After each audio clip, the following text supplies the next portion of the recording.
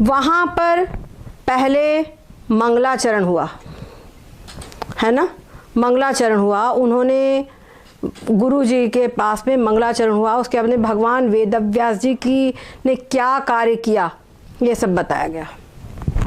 ठीक है, तो मंगलाचरण हुआ, उसके बाद भगवान वेदव्यास जी की महिमा बताई गई। उसके बाद में फिर अग्रद देव ने गुरु जी से 3 प्रश्न पूछा। क्या पूछा? 3 प्रश्न पूछा। वास्तव में अग्रद देव की जगह पर हम अपने आप को समझे, अग्रद देव की जगह पर हम अपने आप को समझे। हम लोग अग्रद देव है और हम सब लोग स्वप्न में, स्वप्न मतलब ये जो संसार रूपी स्वप्न है, इस स्वप्न में गुरु के पास में आए हैं और गुरु के पास में ये 3 प्रश्न पूछ रहे हैं। संसार के नाना प्रकार के दुखों को सब हमने देखा और हमारे मन में विचार होता है कि हम इस संसार से पार हो गए। तो इसको पार होने के लिए उपाय क्या है? गुरु के पास जाना। तो गुरु के पास में हम गए और वहां पर गुरु से 3 प्रश्न पूछा। कौन कौन से प्रश्न हैं? पहला प्रश्न, अग्रद देव के जो 3 प्रश्न हैं वो वास्तव में मनुष्य जीवन के 3 प्रश्न हैं। अगर मनुष्य जीवन हमने प्राप्त किया है तो मनुष्य जीवन में इन 3 प्रश्नों का उत्तर हमको प्राप्त हो ही जाना चाहिए, तभी मनुष्य जीवन हमारा सार्थक है, अन्यथा नहीं। तो इनके 3 प्रश्न में से पहला प्रश्न है मैं कौन हूं। दूसरा प्रश्न है संसार का कर्ता कौन है, अर्थात संसार क्या है। नंबर 3 प्रश्न है मुक्ति का हेतु ज्ञान है अथवा कर्म है अथवा उपासना है। समझ में आए तीनों प्रश्न? पहला प्रश्न मैं कौन हूं, दूसरा प्रश्न संसार क्या है, यानी संसार का कर्ता कौन है, संसार किसने बनाया है, और तीसरा प्रश्न है मुक्ति का हेतु क्या है, यानी जन्म मरण जो रूपी जो संसार है, इस संसार से छूटने का उपाय क्या है। क्या ज्ञान है कि उपासना है कि कर्म है, समझ गए, या दोनों हैं, इनमें से कोई दोनों है। दोहा, कोइक शिष्य उदारमति गुरु के सरने जाय, प्रश्न कियो कर जोरी के पाद पद्म सिर नाय। शिष्य ने, कोई एक शिष्य गुरु के पास गया और उनके प्रणाम किया। गुरु को प्रणाम करके ही प्रश्न पूछना चाहिए, ये विधि बताया जा रहा है। कहते तद विधि प्रणिपाते न परिप्रश्ने न सेवया। भगवान ने भगवद गीता में बताया कि उन गुरु के पास जाए और उनको उनकी सेवा करे, उनको दंडवत प्रणाम करे, और उसके बाद में जब वो प्रसन्न मुख में हो तब उनसे प्रश्न पूछे। ठीक है, और शांत चित्त होकर के, दत्त चित्त होकर के उनकी बात सुने। कैसे सुने? मानो उदाहरण, जैसे मिट्ठू है ना, तोता, वो कैसे सुनता है, ऐसी बिल्कुल उसकी नाखें देख लो कैसी बदल जाती है, उसको तुम्हारी बात वो बिल्कुल उस समय उसको दूसरा कुछ नहीं सुहाता, और इसीलिए अनुकरण, जो तुम बोलते हो वैसे ही टोन में वो बोल लेता है। ये क्वालिटी किसी दूसरे जीव में नहीं है, ये उसी की क्वालिटी है नकल करने की, है ना, अनुसरण करने की। तो हमको भी गुरु के वचनों को जो हम सुनते हैं तो तोते की तरह दत्त चित्त होकर सुने, तब वो हमारे हृदय में बैठेगी। समझ गए? इधर हाथ उधर हाथ, ये गलत बात है। अब बाद में शिष्य पूछ रहे हैं, भो भगवन में मैं कौन यह, भो भगवन में कौन यह, संस्कृति काते होय, हेतु मुक्ति को ज्ञानवा, कर्म उपासन दोय। क्या पूछ रहे हैं? हे भगवान, मैं कौन हूँ और ये जो संसार है ये क्या है, ये संसार कहाँ से हुआ है और मुक्ति का हेतु क्या है। यहाँ पर ये 3 प्रश्न हैं। इन 3 प्रश्नों को और भी खुलासा करते हैं कि वास्तव में इन प्रश्नों के गर्भ में क्या छिपा है, प्रश्नों का तात्पर्य क्या है। कहते हैं पहला प्रश्न है मैं कौन हूँ। तो मैं कौन हूँ मतलब मैं देह स्वरूप हूँ या इस देह से भिन्न हूँ, मैं मनुष्य हूँ ये, और ये मेरा शरीर है, ये 2 हमको प्रतीति हो रही है। तो इससे मेरे को संशय होता है कि मैं शरीर हूँ या शरीर से भिन्न हूँ। और यदि आप कहो शरीर से भिन्न है तो फिर बात उठती कि मैं कर्ता भोगता हूँ, मतलब सब कर्मों को करने वाला और कर्मों का फल भोगने वाला हूँ, अथवा अक्रिय हूँ, कोई भी कर्म नहीं करता हूँ, अक्रिय हूँ। और फिर अगर कहो कि अक्रिय है तो फिर मेरा प्रश्न उठता है कि मैं जितने भी शरीर है सारे शरीरों में मैं ही एक हूँ या अलग अलग हूँ? सब शरीरों में अलग अलग हूँ, कौन हूँ मैं? ये प्रश्न का यहाँ पर अभिप्राय है। और प्रश्न नंबर दो है, यह संसृति अर्थात संसार, इसका कर्ता कौन है? कहाँ से होता है? कहाँ से उत्पन्न होता है? ये किससे उत्पन्न होता है? इस प्रश्न का अभिप्राय ये है कि इस संसार का कोई कर्ता है, मतलब इस संसार को किसी ने बनाया है, अथवा ये अपने आप बना है, बिना बनाए ही बना है। और जो कहो कि इसका कोई कर्ता है तो फिर प्रश्न उठता है कि इसका कर्ता कोई जीव है कि ईश्वर है। और अगर तुम कहो कि ईश्वर इसका कर्ता है, अगर ईश्वर क्योंकि जीव नहीं कर सकता तो ईश्वर करता है, अगर आप ऐसा कहो तो फिर ईश्वर जो इसका कर्ता है वो किसी एक स्थान में है, किसी एक देश में है, या सब कहीं व्याप्त है? ठीक है, ये इनके प्रश्न हैं। और तो भी जैसे व्यापक आकाश से जीव भिन्न है, व्यापक आकाश से जीव भिन्न है, वैसे ईश्वर से जीव भिन्न है, ईश्वर से जीव भिन्न है, अथवा ईश्वर से जीव अभिन्न है। मतलब जीव और ईश्वर एक है या अलग है? समझ गए? जीव ईश्वर एक है या अलग है, ये बात प्रश्न है। और नंबर 3 प्रश्न, अभी तक हम केवल 3 प्रश्न जानते थे, इन प्रश्नों को यहाँ पर और भी खोला है। अब आगे प्रश्न तीसरा है, मुक्ति का हेतु क्या है? अर्थात मुक्ति का साधन क्या है? और कह रहे हैं मुक्ति का हेतु ज्ञान है। सुना, ध्यान से सुनना, मुक्ति का हेतु ज्ञान है या कर्म है या उपासना है, या ज्ञान और कर्म है। ठीक है, ज्ञान और कर्म है, यानी या फिर कर्म और उपासना है या ज्ञान और उपासना, इनमें से कोई 2 है। समझ गए? इनमें से ये कोई एक है या कोई 2 है। कौन है? ज्ञान कर्म है, अथवा ज्ञान उपासना है, अथवा कर्म उपासना है। ठीक है, क्या है? ये इनका प्रश्न है। अब आगे इन प्रश्नों का उत्तर भली भांति दिया जाएगा, इनको बहुत सावधान होकर के सुनना। कहते मैं कौन हूँ? इसका उत्तर है कि आप, पहले प्रश्न का उत्तर है आत्मा संघात का साक्षी है। संघात मतलब ये शरीर। श्री गुरुवाच अर्ध दोहा, यहाँ पे आधा दोहा दिया हुआ है, अर्ध दोहा। कहते सतचित आनंद एक तू ब्रह्म अजन्य असंग। ठीक है, सतचित आनंद एक तू ब्रह्म अजन्य असंग, यानी तू कौन है? तो बोलते तू सतचित आनंद है, तू एक है और सतचित आनंद है। उन्होंने पूछा था ना कि एक है कि अनेक है, तो तू एक है और सतचित आनंद है और सत्य ब्रह्म है और साथ में तू ब्रह्म है और अजन्म है। अजन्म मतलब अजन्मा है और असंग है। असंग मतलब तेरा किसी के साथ में संग नहीं है। अब इन सभी शब्दों को एक एक करके हमको कायदे से समझ लेना चाहिए। इसके पहले ग्रंथ है विचार चंद्रोदय, जो प्रारंभिक ग्रंथ है, उसमें इन शब्दों को बहुत अच्छी प्रकार से खोल करके समझाया। पीताम्बर दास जी का लिखा हुआ वो ग्रंथ है। पीताम्बर दास जी इन्होंने इस ग्रंथ के ऊपर नीचे टिप्पणी लिखी है, विचार सागर में उन्होंने नीचे टिप्पणी लिखी है। और विचार चंद्रोदय उन्होंने एक छोटा सा ग्रंथ बड़ा सुंदर सरल भाषा में बना दिया है। वो ग्रंथ वास्तव में इतना सुंदर है कि एक व्यक्ति को आत्म साक्षात्कार कराने के लिए वो ग्रंथ पर्याप्त है। इतना बढ़िया ग्रंथ है।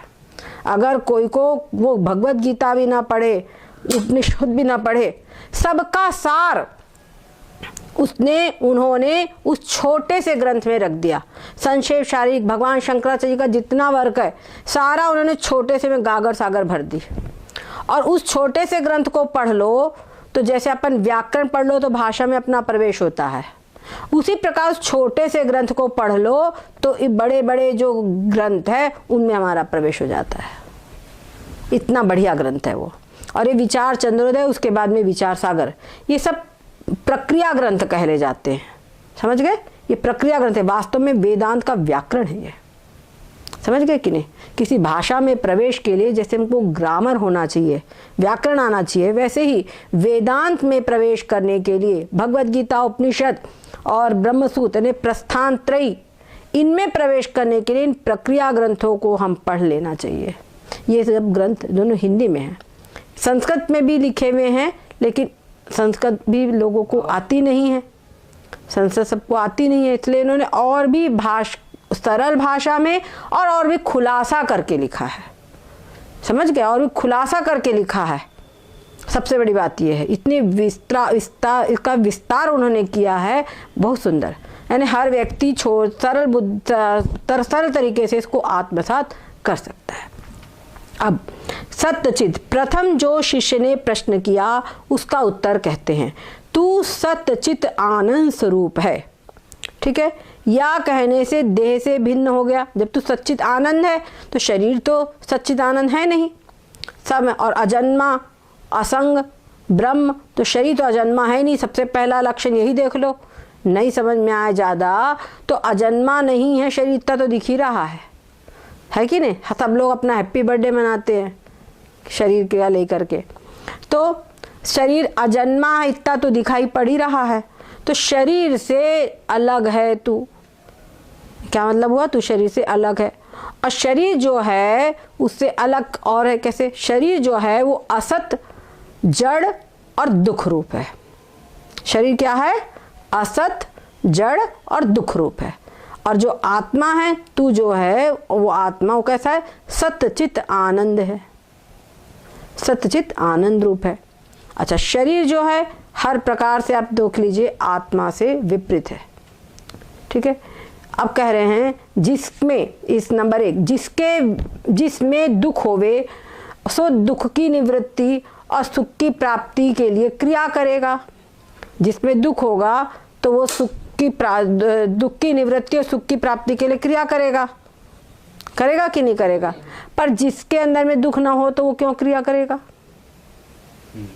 तो जो तू है, तू जो आत्मा है, तू कहने का तू जो आत्मा है वो तू सच्चित आनंद रूप है। क्या समझे? सच्चित आनंद रूप है। तो जो तू आनंद रूप है तो तू किसके लिए क्रिया करेगा? किस दुख की प्राप्ति के लिए क्रिया करेगा? तो तू करता नहीं है। तो अच्छा, तेरे अंदर में दुख भी नहीं है, दुख है नहीं। तो जब दुख नहीं है तो दुख की निवृत्ति के लिए क्रिया का कर्ता भी नहीं बनता। कोई क्रिया करने की तेरे को जरूरत नहीं, से तू क्रिया का कर्ता भी नहीं बनता। और तू आनंद स्वरूप है, इसलिए सुख की प्राप्ति के निमित्त भी क्रिया का कर्ता नहीं है। समझ में आ गए कि नहीं? तो इसलिए भी तो सुख की प्राप्ति के लिए तू कर्मता करे वो भी नहीं, क्योंकि तू आनंद रूप है।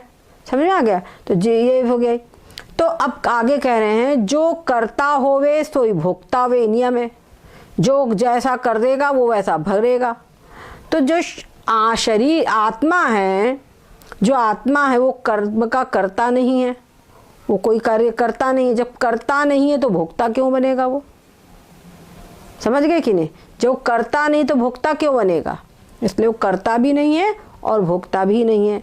तो तू करता नहीं है, तू जो आत्मा है, तू का मतलब यहाँ आनंद, आत्मा। क्या समझे? तू का मतलब यहाँ आत्मा। तू जो आत्मा है, तू कौन है? आत्मा है। इन्होंने बता दिया, सच्चित आनंद एक तू। तो सच्चित आनंद जो आत्मा है वो तू है। तो तू कर्म का करता नहीं है तो भोक्ता भी नहीं है।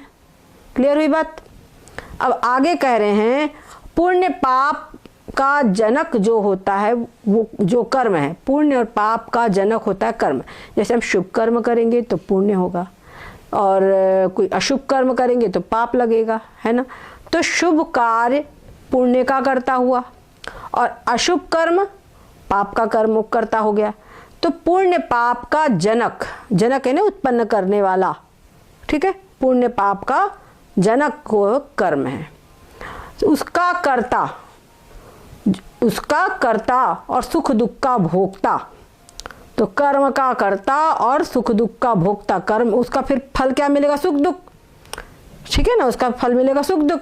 तो उसका भोक्ता कौन है? ये शरीर है, स्थूल सूक्ष्म संघात जो है वो है। ये स्थूल शरीर और सूक्ष्म शरीर का जो समूह है, संघात इसको कहते हैं। ये संघात कर्मों का करने वाला और कर्मों के फल का भोगने वाला है। समझ गए? हाँ, तो ये बोल कह रहे हैं तू जो है, तू आत्मा इनसे अलग है। तू न कर्मों का करने वाला है, न फल का भोगने वाला है। क्लियर हुई बात? अब आगे कह रहे हैं अब तू कौन है? तू संघात का साक्षी है। इस संघात जो कुछ भी करता है उसको तू जानता है, इसका तू साक्षी है। समझ गए? इसका साक्षी है। इसीलिए 341 अंक कहते हैं आत्मा सुख दुखादि धर्म से रहित व्यापक एक है। आत्मा जो है इस सुख दुखादि धर्म से रहित है और व्यापक है और एक है। सांख्य मत का और त्रिविध न्याय मत का कथन और खंडन। अब यहाँ पे थोड़ा सांख्य मत का भी आपको जानकारी दे रहे हैं। क्या कह रहे हैं? सांख्य मत वाले क्या कहते हैं? वहाँ कहते आत्मा एक है, नाना नहीं। ये हमारे वेदांत पक्ष कह रहे हैं कि आत्मा एक है, नाना नहीं। नाना मतलब अनेक, अनेक नहीं है। जो आत्मा कर्ता भोक्ता होए तब तो नाना होगा, तब तो अनेक होगा। कर्ता भोक्ता होगा तो क्यों? कोई सुखी है, कोई दुखी है। और कर्ता भोक्ता एक ही मानो, एक ही अंगीकार करे तो एक के सुख होने से तथा दुख होने से सबको सुख दुख का होना चाहिए। ये क्या कर रहे हैं? एक के सुखी दुखी होने से सबको सुख दुख होना चाहिए। इसलिए भोक्ता नाना है और आत्मा भोक्ता नहीं है, नहीं, या तो एक है। ठीक है, इसलिए वो क्या है? एक है। अब यहाँ पे पूर्व पक्षी एक प्रश्न पूछ रहा है, शंका। मतलब सांख्य मत, जैसे अपन है वेदांत पक्ष, तो सांख्य मत कोई प्रश्न पूछेगा तो सांख्य मत को हम कहेंगे पूर्व पक्षी, और सांख्य मत वाले अपना सांख्य मत पढ़ाएंगे तो वेदांत को बोलेंगे पूर्व पक्षी। समझ गए? अभी हमारी भाजपा की सरकार है तो कांग्रेस विपक्ष है। जब पहले कांग्रेस की सरकार थी तो भाजपा विपक्ष थी कि नहीं? वैसे ही। ठीक है, तो अब पूर्व पक्षी प्रश्न पूछ रहे हैं, सांख्य मत के मत में आत्मा कर्ता भोक्ता अंगीकार नहीं करिए, नाना पुरुष जो अंगीकार किए तो अत्यंत विरुद्ध है। क्या कह रहे हैं? आत्मा कर्ता भोक्ता अंगीकार नहीं करके, आत्मा कर्ता भोक्ता नहीं अंगीकार किया है और जो नाना पुरुष अंगीकार किए सो अत्यंत विरुद्ध है। काहे से? ये सांख्य का सिद्धांत है, सत्व रज तमो गुण की सम अवस्था का नाम प्रधान है। जैसे हम लोग ने आपको वो बना करके सब दिखाया था, तो वहाँ पर सतोगुण रजोगुण और तमोगुण की समान अवस्था, वहाँ पे वेदांत मत में इसको त्रिगुणात्मिका प्रकृति कहा गया था, याद है? उसी को यहाँ पर प्रधान कहा है। सांख्य मत में उसको यहाँ पर प्रधान कहा है। सो प्रधान जो है वो प्रकृति है, विकृति नहीं है। प्रधान क्या है? प्रकृति है। जैसे हम लोग भी तो प्रकृति माना है इसको, तो प्रकृति है, विकृति नहीं है। विकृति मतलब क्या? विकृति का मतलब है कार्य।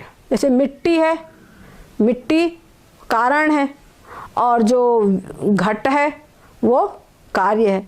तो मिट्टी जो है वो प्रकृति है, यहाँ पे मिट्टी प्रकृति है और जो घट है वो विकृति है। समझ गए? प्रकृति नाम उपादान कारण का, जो उपादान कारण है, मिट्टी से घड़ा बना है तो मिट्टी को बोलेंगे प्रकृति, मिट्टी अपनी ओरिजिनल अवस्था में है, और यहाँ घट को बोलेंगे विकृति। ऐसे हर जगह समझ लीजिए। सूत जो है वो प्रकृति है और उससे जो वस्त्र बना है, कपड़ा बना है, वो विकृति है। क्लियर हुई बात? अब तो सो जो प्रधान है वो महतत्व का उपादान कारण है, या तो प्रकृति है। वो जो प्रधान है उससे उत्पन्न हुआ है महतत्व। समझ में? उससे क्या उत्पन्न हुआ? महतत्व। तो प्रधान जो है वो महतत्व का उपादान कारण है, इसलिए प्रकृति है, और जो महतत्व है वो विकृति हो गई, और जो प्रधान है वो अनादि है। प्रधान क्या है? अनादि है। प्रधान किसी से उत्पन्न नहीं हुआ। जैसे हमारे प्रकृति को अनादि माना गया है, मतलब अनादि मतलब जिसका कोई आदि नहीं है, समझ गए, तो इसको अनादि माना गया है। उसी प्रकार से प्रकृति को उन्होंने भी अनादि माना है। तो प्रकृति जो है वो मुख्य रूप से प्रकृति वही है, मूल प्रकृति, उसी से फिर सब कुछ उत्पन्न हुआ है। तो सब कुछ जो है वो विकृति में आ जाएगा, ठीक है। पर मेन जो है प्रकृति वो प्रकृति ही है, वो उसमें विकृति नहीं है।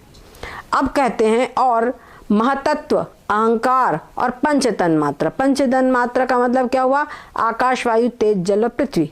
ये जो सूक्ष्म उत्पन्न हुए हैं वो सूक्ष्म स्थिति में, ये जो आकाश, वायु, तेज, जल, पृथ्वी हमको दिखाई पड़ रहे हैं ये स्थूल है।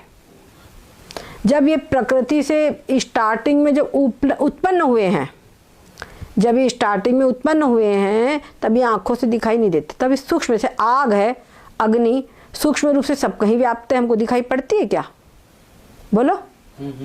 अरे अग्नि सब कहीं व्याप्त है, वो अग्नि दिखाई पड़ रही है? आंख से दिखाई पड़ती है? बस वो जो व्याप्त अग्नि है वो उसकी पूछ रही हूँ, नहीं दिखाई पड़ती। जब वो ईंधन में प्रकट होगी तब दिखती है।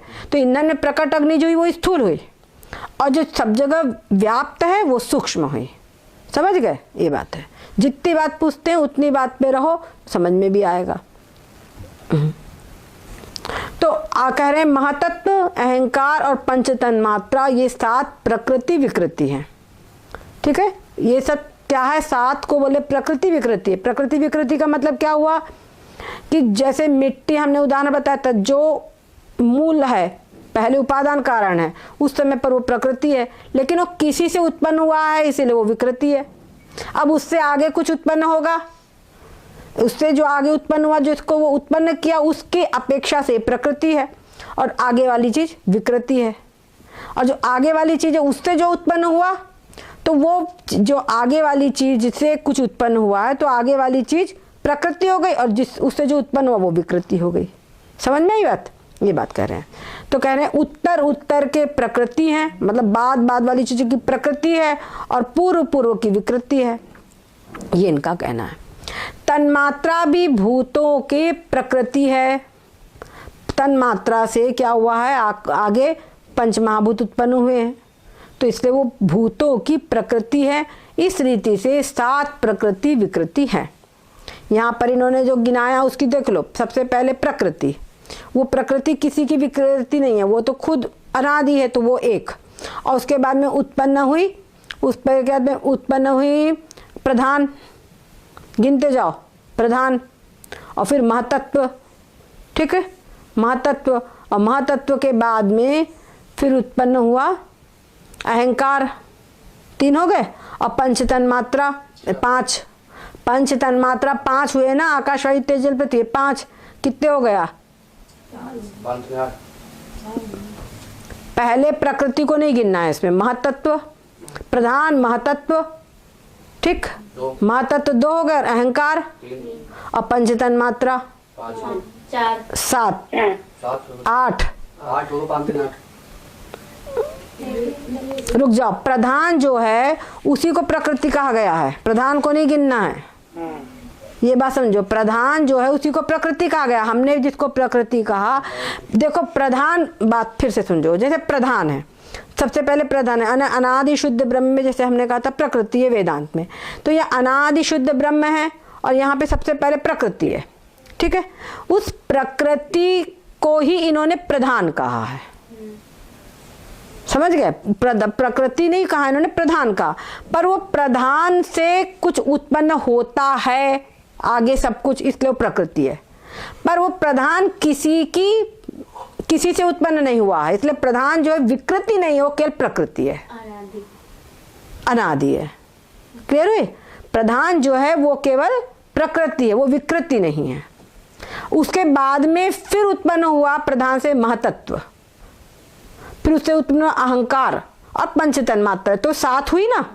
तो 7 जो है वे विकृति है, 7 चीज जो है वो क्या है? विकृति है।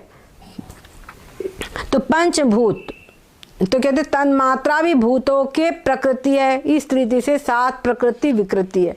ये अच्छा, जो तन्मात्रा जो महतत्व है वो प्रधान की विकृति है, प्रधान की विकृति, और आगे के सब प्रकृति सबके मतलब सबको उत्पन्न करने वाले हैं, और आगे किसी से वो पहले उत्पन्न हुए तो पहले जो उत्पन्न तो विकृति हो गए, और आगे वाले को उत्पन्न किया इसलिए प्रकृति हो गए। ये बात क्लियर हुई कि नहीं?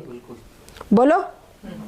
जैसे दादाजी है, ठीक है, दादाजी, और समझ लो तुम दादाजी जो है परदादा से उत्पन्न हुए हैं, ठीक है, तो परदादा से उत्पन्न हुए हैं दादाजी, तो परदादा की तुलना में दादाजी हो गए विकृति, ठीक है।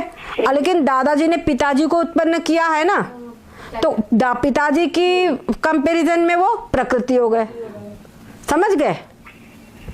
तो दादाजी जो है वो प्रकृति भी है और विकृति भी है, क्योंकि वो परदादा से उत्पन्न है इसलिए विकृति है, और आगे पिताजी को उत्पन्न किया है इसलिए वो प्रकृति है।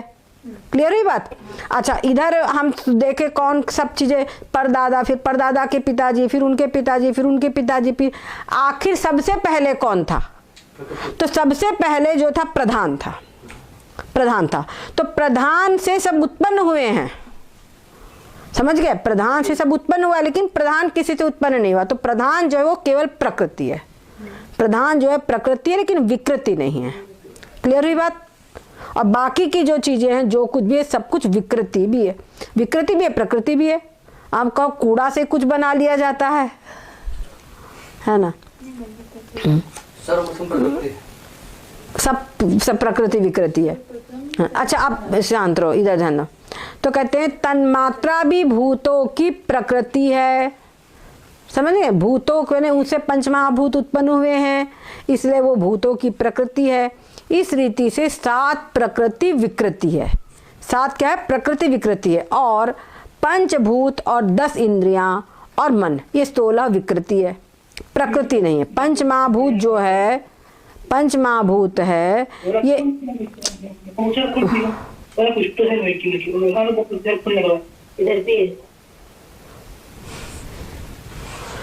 पंच महाभूत जो है और 10 इंद्रियां, आकाश वायु तेज जल पृथ्वी 5 जो है वो स्थूल हो गए वो, और 10 इंद्रियां और मन, ये 16 विकृति है, प्रकृति नहीं है। ठीक है, क्लियर हुई बात? क्या होगा तो विकृति होगा, और किसी का उत्पन्न करने वाला होगा, समझ गए, तो वो प्रकृति होगा।